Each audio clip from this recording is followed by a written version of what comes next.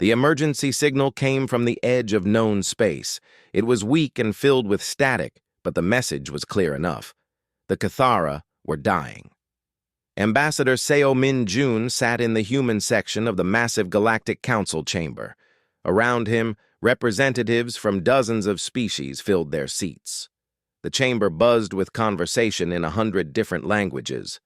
Today's meeting was about the Cathara situation. Min-jun had read the reports. The Cathara lived on a water world called Aquatica. They were peaceful people who built beautiful cities under the ocean. They made art and sang songs that could make anyone cry with joy. They had never hurt anyone in their long history. Now the Vorthon Empire was destroying their world. The Vorthons were strip-mining the oceans, pulling out rare metals from the sea floor.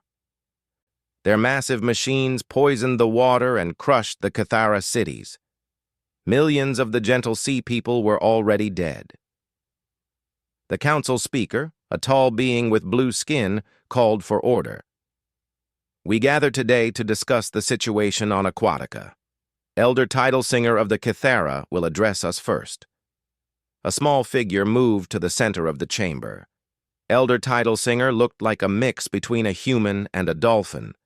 Her skin was silver blue and wet tears ran down her face. When she spoke, her voice was like music, even though she was speaking the common galactic language. "Great Council, my people are dying," she said. "The Vorthons came 6 months ago. They said we had no right to stop them because we are not a military species. Their machines destroy everything we have built over thousands of years. Our children hide in the deepest caves, afraid to swim in their own oceans." She held up a small device. A hologram appeared showing the destruction. Beautiful coral cities lay broken and covered in black sludge. Dead sea creatures floated in poisoned water. Cathara families huddled in dark caves, their large eyes full of fear. "We ask for help. We have always been friends to all species. We shared our songs and our art freely. We ask for nothing but the right to live in our own home." Titlesinger's voice broke. "Please, someone help us." The chamber fell silent. Min-jun felt his heart breaking as he watched the hologram. But around him, the other ambassadors looked uncomfortable or bored. The Draknari ambassador stood up. The Draknari looked like giant lizards and were very proud. "The Draknari Empire sympathizes with your situation," he said in a cold voice. "However, Aquatica is not in our territory. We cannot risk war with the Vorthons over a world that is not ours." The Cerebran representative spoke next. The Cerebrans had huge brains and thought they were smarter than everyone else. "Logic dictates that intervention would be costly. The Vorthons have 50 warships in that system. Any rescue attempt would likely fail and cost many lives." One by one, the other major species gave their answers. The warrior Keltoids said they were busy with border disputes. The Zephyrians, who controlled most trade routes, said it would hurt business to anger the Vorthons. The silicon-based Rocklings said the conflict was not their concern.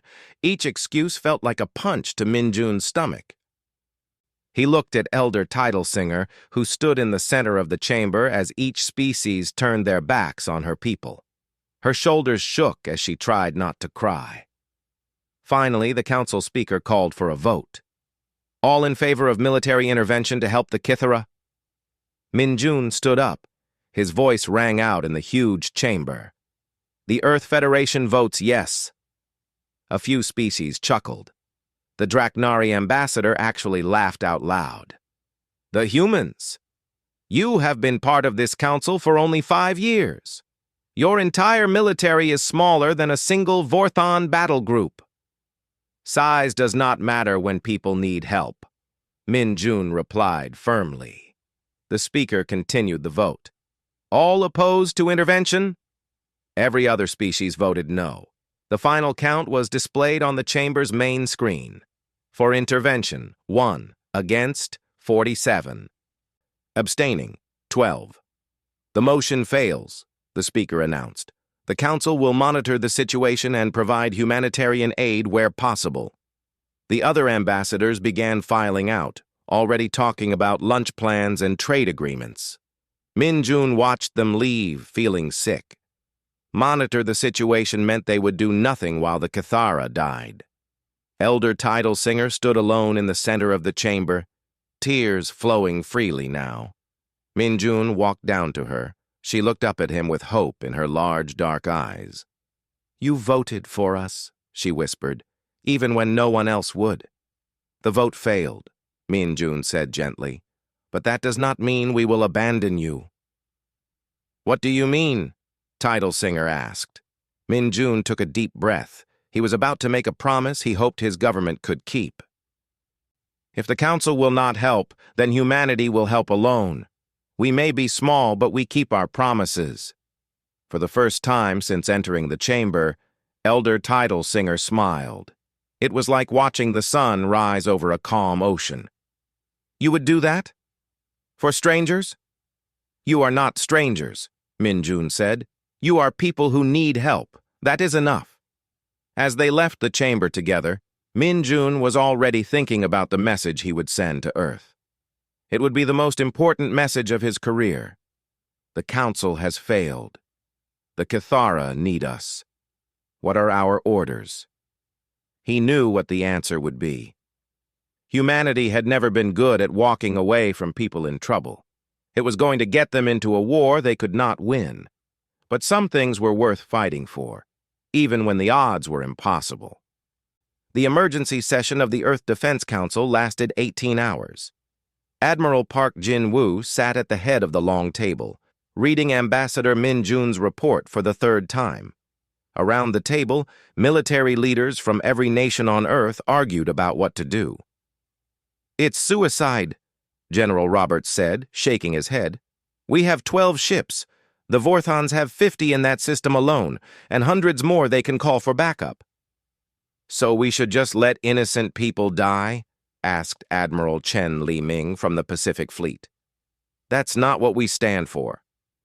Park looked at the holographic display floating above the table. It showed the route to Aquatica. The journey would take 6 weeks through mostly empty space. If they left now, they might arrive before the Vorthons finished killing every Cathara on the planet. "What do we know about Cathara military capabilities?" Park asked.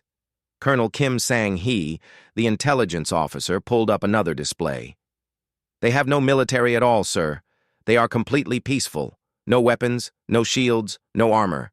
They build everything from organic materials that grow in their oceans." "And the Vorthons?" "Advanced military technology. Heavy armor, plasma weapons, shield generators. Their ships are twice the size of ours and much better armed." Kim paused. "Sir, if we fight them directly, we will lose." The room fell silent. Everyone knew the numbers. Earth's space navy was new and small. Most of their ships were originally built for exploration, not war. Against the Vorthan Empire's war machine, they would be crushed. "There has to be another way," said Captain Lee Na-young from her seat near the window. She was one of Earth's best ship commanders and had volunteered to lead the mission. "We don't have to beat their entire fleet. We just need to save the Cathara." Park leaned forward. "Explain." "A rescue operation, not a battle. Get in fast. Evacuate as many Cathara as we can. Get out before their main fleet arrives." Lee pointed to the star map. "Hit-and-run tactics. We might not save everyone, but we could save thousands." "And when the Vorthons chase us?" General Roberts asked. "Then we run faster," Lee replied simply. The vote was close. 7 in favor of the mission, 5 against. Park cast the deciding vote. "We go. Captain Lee, you have command of the rescue fleet. Take volunteers only. No one goes who doesn't choose to." 3 days later, Lee stood on the bridge of her ship, the Defiance. Through the viewing window, she could see the other 11 ships in their small fleet. Every ship was filled with volunteers. When the call had gone out, over 3,000 people had applied for the 200 spots available. Dr. Kim Sang-hee, the mission's language specialist, approached Lee's command chair. Captain, I've been studying the Cathara cultural files. They are remarkable people. Their entire society is based on harmony and cooperation. Tell me more, Lee said as the fleet jumped to faster than light speed. They communicate partly through song.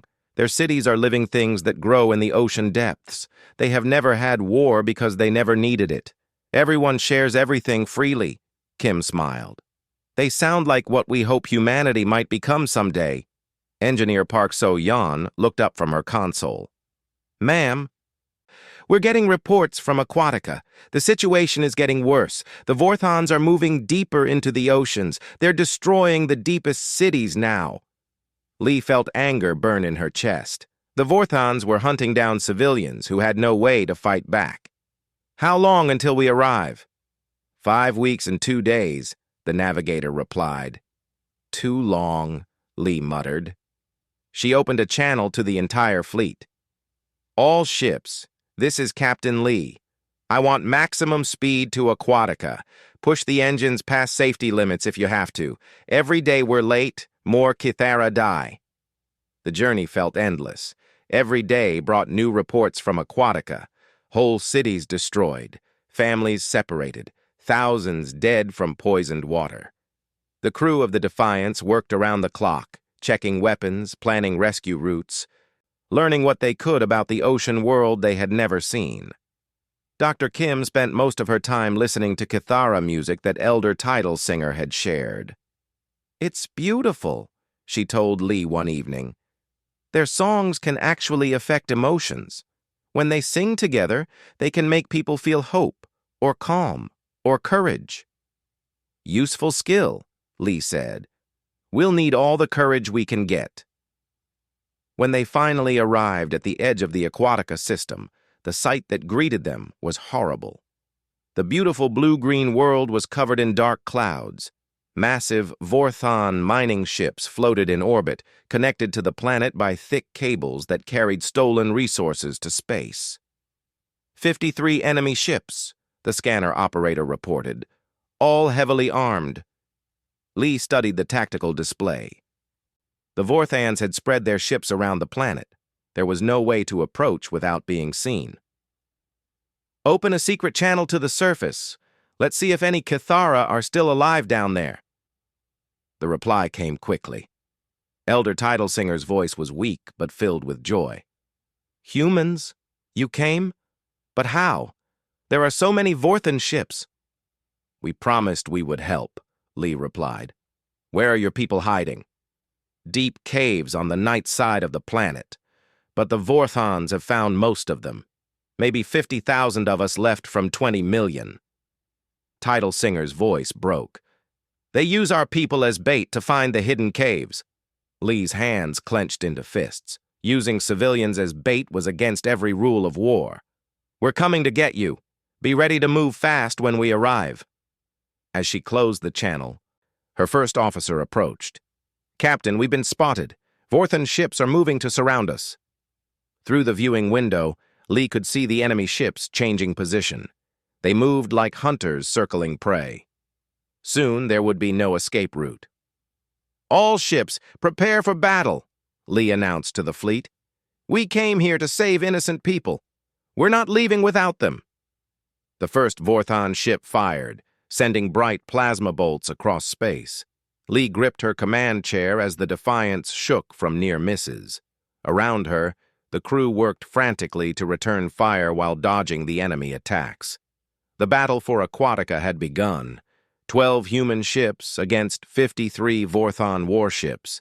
The numbers were impossible, but Lee had not come this far to give up now. Target their mining equipment, she ordered. If we can't beat them, we'll make sure they can't finish what they started. As human weapons struck Vorthon machinery, explosions bloomed in space like deadly flowers. The rescue mission had become a desperate battle for survival. The space around Aquatica filled with weapons fire. Captain Lee Na-young watched her tactical display as red dots representing Vorthan ships closed in on her small fleet. The humans were outnumbered 4-1, but they fought with fierce determination. Direct hit on their command ship, reported the weapons officer as one of their missiles struck home. Lee smiled grimly. The human fleet might be smaller, but their crews were well-trained. Commander Choi Hyun-sik, her tactical officer, had found weaknesses in Vorthan formation. By hitting their ships from unexpected angles, the humans were doing more damage than anyone thought possible. "Captain, incoming message from the Vorthan Admiral," the communications officer said. The main screen filled with the face of Admiral Krex, a massive reptilian creature with yellow eyes. His voice was like grinding stone. "Human ships, you are ordered to surrender immediately. You cannot win this battle." Lee stepped forward, her jaw set with determination. "This is Captain Lee of the Earth vessel Defiance. We came here to help innocent people, and we're not leaving without them." Krex's laugh was an ugly sound. "Foolish mammals. Your pathetic fleet will be destroyed in minutes. Surrender now, and we might let some of you live as slaves." "Counteroffer," Lee replied calmly. "Stop murdering civilians, and we might let you leave this system alive." The Vorthan Admiral's eyes blazed with fury. "Destroy them all!" he roared before cutting the communication. Immediately, the Vorthan attack became more intense. Plasma bolts filled space like angry stars. The human ship Soul's Pride took a direct hit to its shields, causing explosions along its hull. "They're concentrating fire on our rescue ships," Commander Choi reported. "They're trying to stop the evacuation." Below them, on the planet's surface, human landing craft were racing to underwater caves where the Cathara hid. Dr. Kim Sang-hee was with the rescue teams, using her knowledge of Cathara language to coordinate the evacuation. Through her communicator, Lee could hear Kim's voice from the ocean depths. "Beautiful," Kim whispered. "Captain, you should see their cities. Even broken and damaged, they're like living art." "Focus on the mission, Doctor," Lee replied, but she understood Kim's wonder. The few images they had seen showed coral structures that seemed to grow rather than being built. Suddenly, something amazing happened. Through the ship's communication system, a sound began to grow. It was singing, but unlike anything the humans had ever heard. The voices of thousands of Cathara joined together in harmony that seemed to touch the very soul. Dr. Kim's excited voice came through the radio. "Captain, they're singing their war songs. I didn't know they had any, but Elder Title Singer says these songs haven't been used for 10,000 years. The effect on the human crews was immediate and startling. Lee felt her mind become clearer, her reflexes faster. Around the bridge, her crew moved with perfect coordination, as if they were all parts of the same machine. "What's happening?" asked Commander Choi, but his hands were already moving across his controls with impossible precision. "The songs travel through water and space," Dr. Kim explained from the planet. "They're connecting our minds. The Cathara used to defend themselves this way before they chose the path of peace." With their minds linked by the Cathara songs, the human fleet began to fight like never before. Ships moved together in perfect formation. Weapons fire found its targets with deadly accuracy. The 12 human vessels fought as if they were one giant ship with many parts. The Vorthans found themselves suddenly facing an enemy that seemed to predict their every move. Human ships dodged attacks that should have destroyed them and struck back with impossible precision. But the battle was still hopeless. Even with the Cathara songs helping them, the humans were taking heavy damage. The ship Beijing's Thunder lost its engines and began drifting helplessly. The European vessel Rome's Valor was barely holding together after multiple hits. Then disaster struck. The Soul's Pride, commanded by Captain Park So-yeon, moved to protect a group of rescue ships carrying Cathara civilians. A massive Vorthan battleship targeted the evacuation vessels with enough firepower to destroy them all. "I can block their shot," So-yeon announced over the radio. "But my shields are already down." "Negative," Lee ordered. "Find another way." "There is no other way," So-yeon replied calmly. "Captain, tell my family I kept my promise." The Soul's Pride moved between the Vorthan battleship and the rescue vessels just as the enemy fired. The massive plasma blast meant to destroy the evacuation ships instead struck So-Yon's ship directly. The Soul's Pride exploded in a ball of light that could be seen from the planet's surface. Lee felt tears on her cheeks as she watched the explosion fade. Captain Park, So-Yon, and her crew of 40 volunteers were gone, but the Cathara civilians they died protecting were safe. "Captain," the communications officer said quietly, "we're getting signals from across the galaxy. Other species are watching this battle." Lee wiped her eyes. "Let them watch.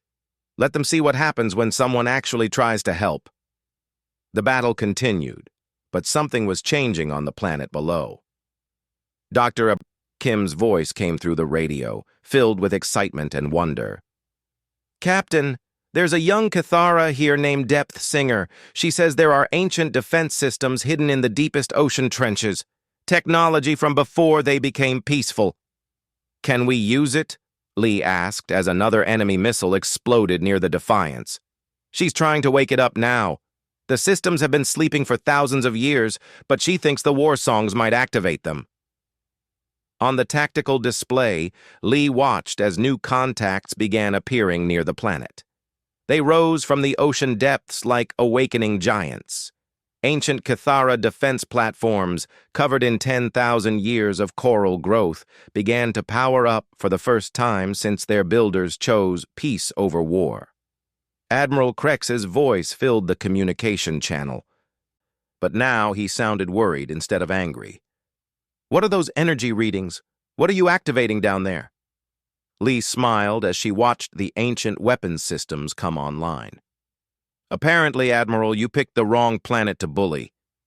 The tide of battle was about to turn, but the cost had already been terrible. Good people had died to protect strangers they had never met. Lee wondered if the galaxy was watching that part too. The Soul's Pride was gone, but its sacrifice had saved hundreds of innocent lives. In the depths of Aquatica's oceans, ancient weapons prepared to defend their creators once more. The Vorthans were about to learn that some sleeping giants should never be awakened. The ancient Cathara defense systems rose from the ocean depths like sleeping gods awakening. Captain Lee Na-young watched in amazement as massive structures covered in living coral broke the surface of Aquatica's seas. They had been hidden for 10,000 years, waiting for the day when the peaceful Cathara might need them again. "Energy readings are incredible," reported the science officer. "Those platforms are more advanced than anything we've seen before." Young Depth Singer's voice came through Dr. Kim's communicator from far below the waves. "The old Guardians remember their duty. They will protect the song carriers once more." Admiral Krex's Vorthon fleet suddenly found themselves caught between the human ships above and the awakening planetary defenses below. Beams of pure energy shot up from the ocean, striking Vorthon vessels with devastating force. One enemy ship after another exploded or fled the system as the ancient weapons proved their power. "Retreat! All ships retreat!" Krex's panicked voice filled the communication channels, but as the remaining Vorthon ships tried to escape, Lee received an urgent message from Earth. "Captain, this is Admiral Park. Long-range sensors show a massive Vorthon fleet approaching your position. Over 200 ships." Lee's heart sank. They had won this battle, but the war was just beginning. "How long do we have?" 6 days, maybe 7, came the reply. "Captain, you need to evacuate immediately. Emperor Thraxel himself is leading the fleet. He plans to make an example of both Earth and Aquatica." Dr. Kim's voice came from the planet's surface, where she was still helping with rescue operations. "Captain, I'm staying here." "The Cathara need someone to help coordinate their defenses." "Absolutely not, Doctor. We're not leaving anyone behind." "With respect, ma'am, someone has to stay. The ancient defense systems need a translator. Depth Singer is brave, but she's very young. The old machines only respond to the ancient song languages." Lee closed her eyes. Kim was right, but the thought of leaving her behind was painful. Can you hold out until we get back? The ancient guardians protected this world for millions of years before, Kim replied. I think they can manage a few weeks. As the human fleet prepared to leave Aquatica, Ambassador Seo Min-jun was busy with a different kind of mission. He traveled from world to world, visiting species that the major galactic powers usually ignored. On the crystal world of harmonics, he met with the Resonant Collective. The resonants looked like living gemstones and communicated through musical tones. They had been bullied by the Vorthons for decades, forced to provide rare crystals at unfair prices. The humans fight for strangers. Their speaker chimed in notes that sounded like wind through crystal caves. This is unusual. Most species only fight for profit or territory. We fight because it's right, Min-jun replied simply. The strong should protect the weak, not exploit them. The resonants conferred among themselves in a symphony of crystal notes. We will help, they decided. Our ships are few, but our crystal technology can turn enemy weapons back upon themselves. On the gas giant moon of Whisper, Min-jun met with the Whisper folk, beings made of organized gas who could phase in and out of solid form. They had watched the battle at Aquatica through their long-range sensors. Amazing courage, their representative said, her voice like wind through leaves. We have ships that can become invisible. Perhaps it is time to use them for something good. The insectoid chitin builders of Nest Prime were more direct. Their queen, a massive creature with compound eyes, spoke through her worker translators. The queen remembers when Vorthan slavers took our young ones. The queen will send her strongest warriors. Meanwhile, on Aquatica, Dr. Kim worked frantically with Depth Singer and Elder Tidal Singer to understand the ancient defense systems. The weapons were incredibly powerful, but they had been built by a very different Kythera civilization than the peaceful one that existed now. The old ones were warriors, Depth Singer explained as they swam through the depths toward a massive control chamber.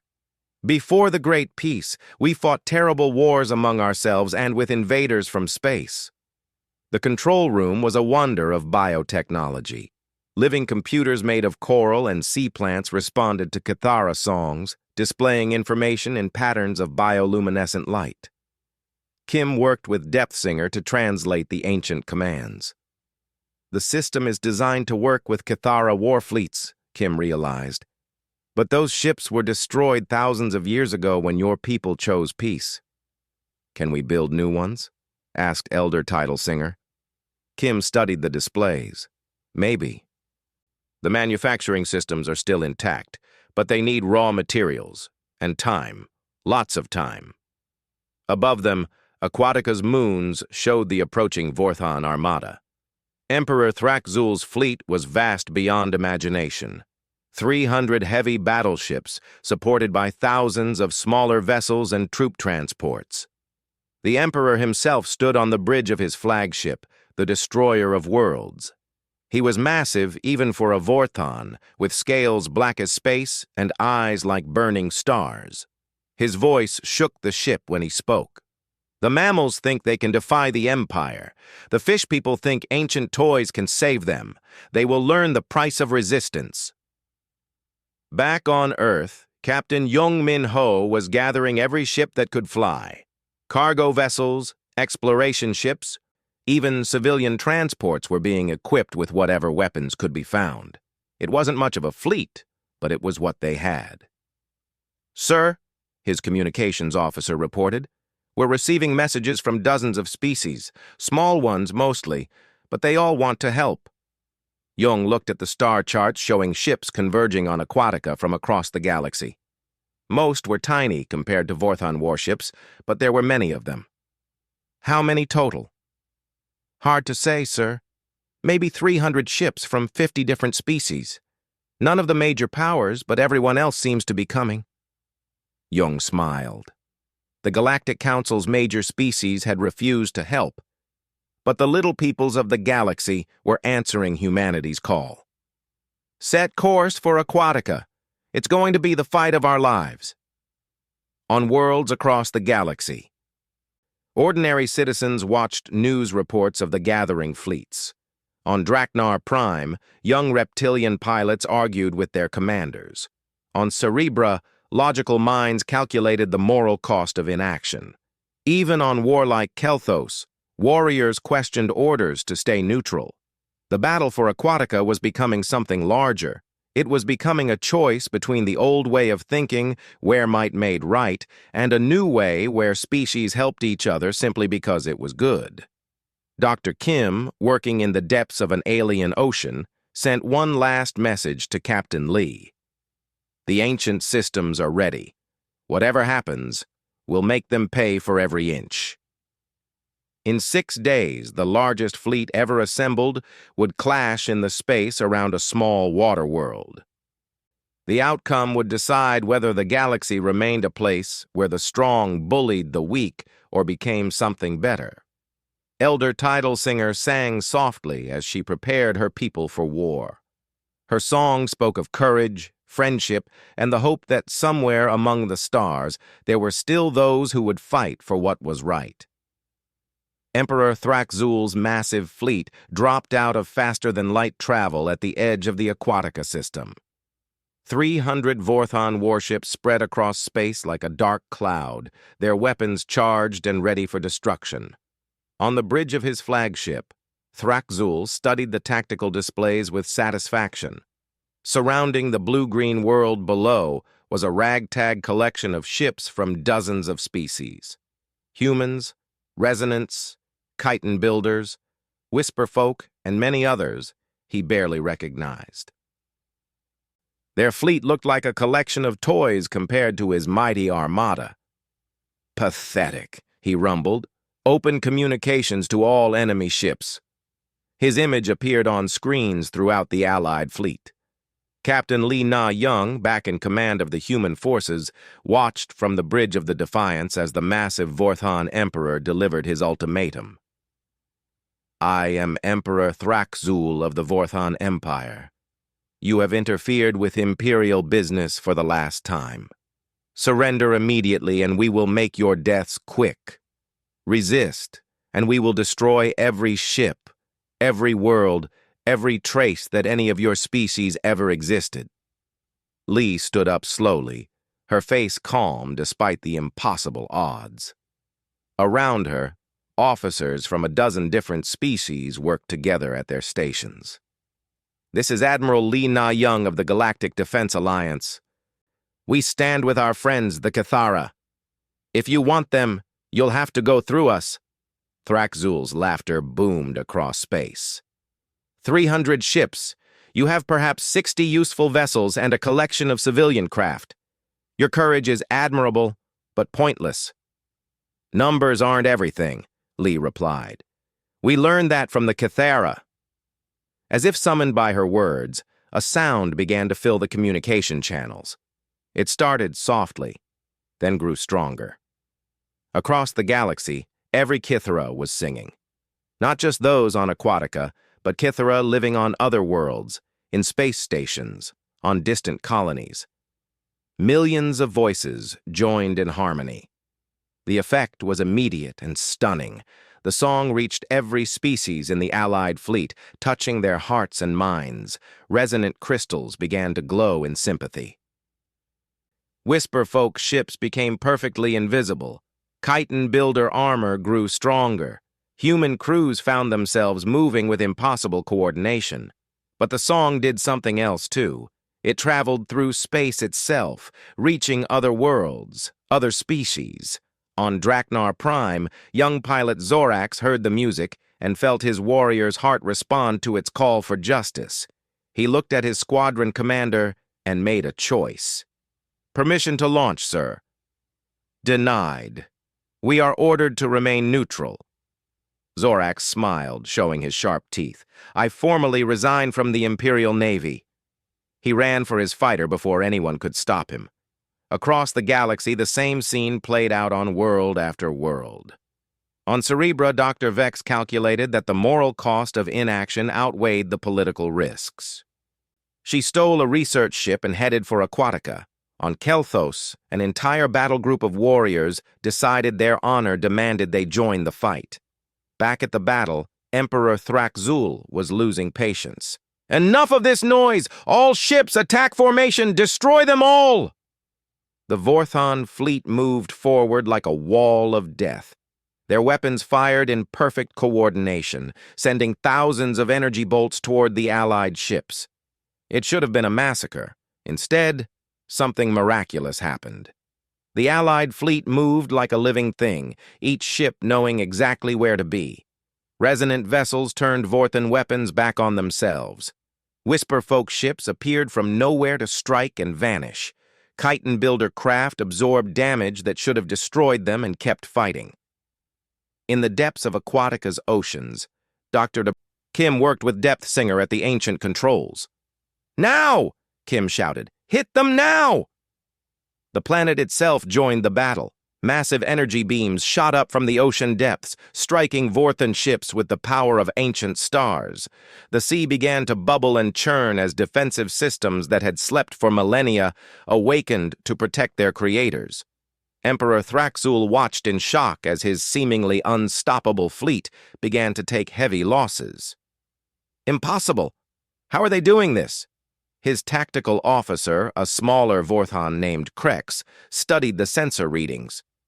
"Sir, I'm detecting massive energy patterns coming from the planet itself. And sir, we're getting reports of other fleets approaching the system."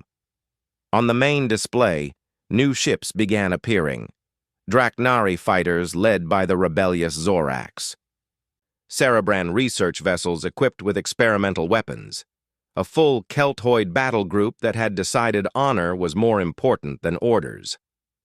"The major species are joining them," Krex reported, his voice filled with disbelief. "It doesn't matter," Thraxzul roared. "We still outnumber them." But as the battle continued, it became clear that numbers truly didn't matter. The combined fleet fought with a unity that the Vorthon Empire had never faced.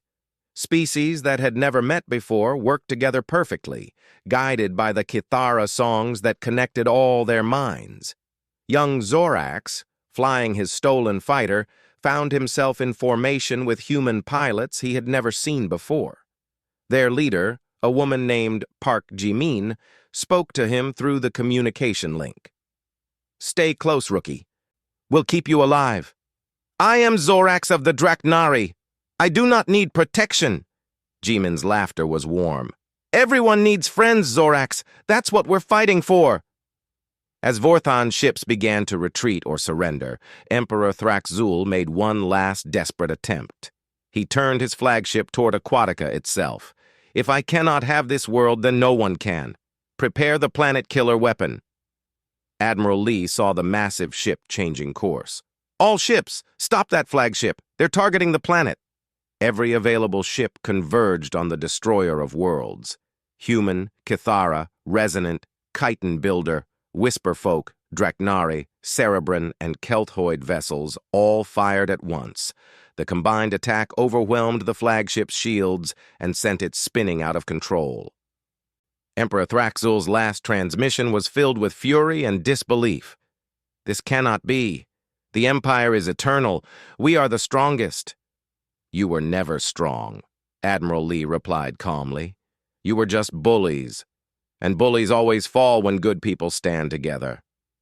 The destroyer of worlds exploded in a ball of fire that could be seen from 3 star systems away. The remaining Vorthon ships surrendered or fled, their mighty empire shattered by an alliance they had never imagined possible. In the aftermath, representatives from hundreds of species gathered above Aquatica to sign a new galactic charter.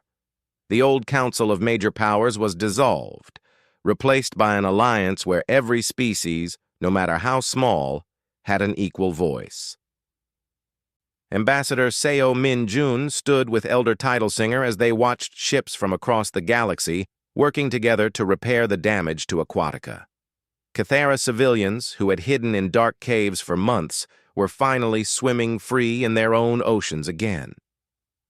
"You kept your promise," Titlesinger said, her musical voice filled with joy. You said you would help, and you did. Minjun smiled. We all helped. That's the point. Dr. Kim surfaced from the ocean depths, where she had been working with Depth Singer to shut down the ancient weapons. The old guardians are sleeping again, she reported. Depth Singer says they're satisfied. The song carriers are safe. 5 years later, the galaxy was a very different place. The new Galactic Alliance included over 2,000 species, from the mighty Draknari to the smallest microorganisms that lived in space dust. Wars still happened, but they were rare. When one species had problems, others came to help. The Cathara became known as the heart of the Alliance. Their songs of unity and hope were broadcast to every world, reminding all species that they were stronger together than apart. Their rebuilt cities became places of learning where young people from every species came to study cooperation and friendship. Captain Lee, now Admiral Lee, stood once again before a galactic assembly. But this time the chamber was filled with representatives from thousands of worlds, all equal, all with a voice in their shared future. We learned something important in the battle for Aquatica, she said to the gathered delegates. We learned that it doesn't matter how small you are or how weak you think you are. When you stand up for what's right, when you help those who need help, the entire universe will stand with you. In the audience, Elder Tidal Singer smiled and began to sing softly. Soon, voices from 100 species joined her in a song of hope, unity, and the endless possibility that came when good people chose to care for one another. The galaxy had learned that sometimes the smallest voice, if it spoke for justice, could change everything.